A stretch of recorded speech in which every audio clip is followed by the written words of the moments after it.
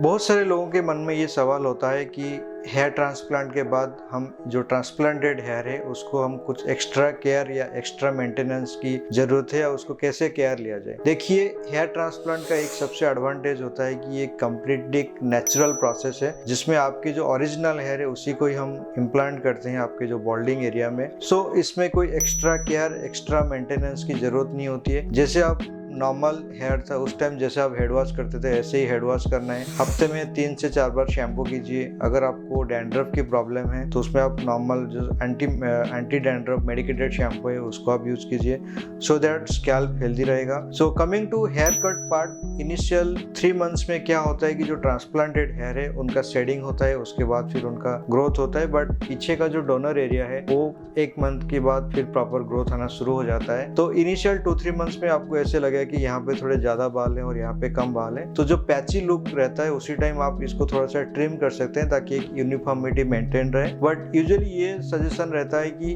जैसे हम initial phase में ग्रोथ पहले शेडिंग होगा, फिर इसके बाद जैसे ग्रोथ होगा, तो इनिशियल 6 मंथ्स आप हेयर कट अवॉइड कीजिए सो दैट हम आपकी जो ग्रोथ है, जो ट्रांसप्लांटेड हेयर का जो ग्रोथ है, हम उसको प्रॉपरली असेस करें। अदरवाइज आप नॉर्मल हेयर कट कर सकते हैं जब भी आपको जरूरत पड़ेगा। एंड नॉर्मल वॉश, अगर आपको हेयर डाई की जरूरत है तो आप नॉर्मल हेयर डाई भी यूज कर सकते हैं। तो इन समरी, हेयर ट्रांसप्लांट में जो बाल ग्रो करता है उसका कोई एक्स्ट्रा केयर और एक्स्ट्रा मेंटेनेंस की जरूरत नहीं होता है। बट जो कुछ ट्रीटमेंट होता है जैसे स्ट्रेटनिंग, केराटिन, आयरनिंग और हीट ब्लो एप्लीकेशन, ये सब चीजें आपको अवॉइड करना चाहिए। ये आपकी जो नॉर्मल हेयर है प्लस जो ट्रांसप्लांटेड हेयर है हो सकता है कि उसको थोड़ा डैमेज करे। प्लस आपके जो पीछे का डोनर एरिया है, इनिशियल 1-2 महीने तो आप बिल्कुल भी अवॉइड कीजिए क्योंकि स्कैल्प थोड़ा सा माइल्ड रेडनेस होता है, थोड़ा सा सेंसिटिव हो सकता है कि इस तरह का ट्रीटमेंट आपके स्कैल्प को फर्दर इरिटेट करे जो कि आपके हेयर के ग्रोथ को नेगेटिवली अफेक्ट कर सकते हैं। तो कोई भी इस तरह का पार्लर बेस्ड ट्रीटमेंट या फिर कॉस्मेटिक ट्रीटमेंट अवॉइड कीजिए। Normal hair cut,